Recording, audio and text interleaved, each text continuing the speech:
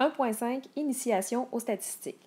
Les statistiques sont utilisées pour collecter, classer, analyser et interpréter des données lors d'une étude statistique dans le but d'en tirer des conclusions et de faire des prévisions. La population, c'est l'ensemble des êtres vivants ou des objets sur lesquels porte l'étude statistique. Par exemple, à tous les 5 ans, le gouvernement du Canada fait une étude afin de connaître le nombre exact d'habitants dans le pays. Il contacte alors toute la population du pays. Ceci est un recensement. Dans une quincaillerie, un employé compte tous les marteaux disponibles en magasin et dans l'entrepôt. Il fait un inventaire. Un recensement, c'est une étude qui vise la totalité de la population, alors qu'un inventaire, c'est quand la population du recensement est un ensemble d'objets et non des êtres vivants. Le caractère, c'est ce sur quoi porte l'étude. C'est l'information que l'on cherche à connaître sur une population. En statistique, il y a 2 types de caractères. Le premier, caractère qualitatif. Ça veut dire que les données recueillies seront des mots ou des codes, par exemple la couleur des yeux, le sport préféré, un code postal, la ville d'origine. Le deuxième type de caractère est quantitatif. Les données recueillies sont des nombres, par exemple le nombre de frères et sœurs, l'âge, la taille, le résultat d'un examen. On peut analyser les résultats par différents moyens. Premièrement, en calculant l'étendue, on détermine la différence entre la plus grande et la plus petite donnée.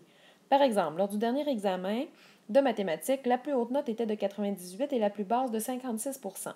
L'étendue des notes est de 98 moins 56, 42. Donc, pour calculer l'étendue, je prends le maximum moins le minimum. Petit truc pour retenir les types de caractères et leur définition. Qualitatif, donc qualité, va avec un mot, tandis que quantitatif, pour quantité, ce sont des nombres. On peut également utiliser un tableau de distribution pour observer plus facilement les résultats. Il y a certains éléments importants comme un titre, une colonne caractère, donc qu'est-ce qu'on veut connaître, une colonne effectif, ça veut dire le nombre de personnes ou d'objets dans ce critère, et aussi l'effectif total. Par exemple, pour un caractère qualitatif, on les représente généralement en ordre alphabétique. Si j'y vais avec les repas préférés, donc j'ai en ordre alphabétique les repas qui ont été mentionnés. Ça, c'est dans la colonne caractère. Dans la colonne effectif, c'est le nombre d'élèves. Donc, pour chaque plat, j'ai le nombre d'élèves qui préfèrent ce plat et j'ai la ligne totale en bas. Pour le caractère quantitatif, normalement, quand on parle d'une quantité, on les met en ordre croissant. Donc, dans la colonne caractère, j'ai le nombre de frères et sœurs. Fait que j'ai mis 0 jusqu'à 5. Du côté de la colonne effectif, j'ai le nombre d'élèves. Donc, j'ai 5 élèves qui ont 0 frères et sœurs, 10 élèves qui ont 1 frère et sœur, 7 élèves qui ont 2 frères et sœurs, 3 élèves qui en ont 3, ainsi de suite. Et j'ai mon total, 27. Dans les deux situations, l'effectif est le nombre d'élèves, puis le caractère étudié, bien, on a le repas préféré et on a aussi le nombre de frères et sœurs. Finalement, on utilise aussi différents diagrammes tels que le diagramme à bande qui est utilisé pour des caractères qualitatifs et quantitatifs. Dans l'exemple suivant, on a comment les élèves se rendent à l'école, donc par autobus, voiture, marche, bicyclette, on a différents moyens de transport.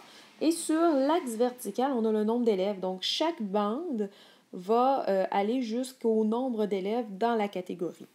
Si je vais avec le diagramme à ligne brisée, qui est utilisé seulement pour les données qui progressent dans le temps, chose très importante, j'ai un axe horizontal qui est le temps, l'axe vertical qui sera les résultats ou encore l'effectif et un titre, évidemment. Le diagramme à bandes, toutes les bandes ont la même largeur, tous les espaces entre les bandes sont égaux et les bandes peuvent être verticales, comme dans ce cas-ci, ou horizontales. Pour les diagrammes à ligne brisée, on place toujours l'unité de temps sur l'axe horizontal, donc ça veut dire en bas.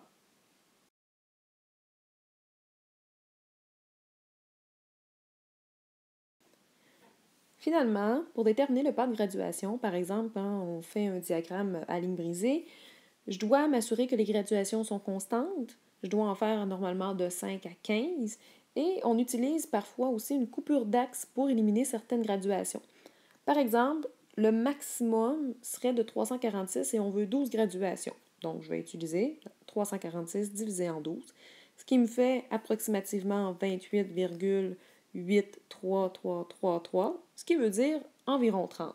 Donc, sur mon axe, je ferai des coupures en faisant des bonds de 30, tout tout simplement. Donc 30, 60, 90, 120, 150, 180, ainsi de suite, jusqu'à ma dernière graduation, 360. Comme 360 est plus grand que 346, c'est certain que je verrai la plus grande valeur dans mon étude statistique.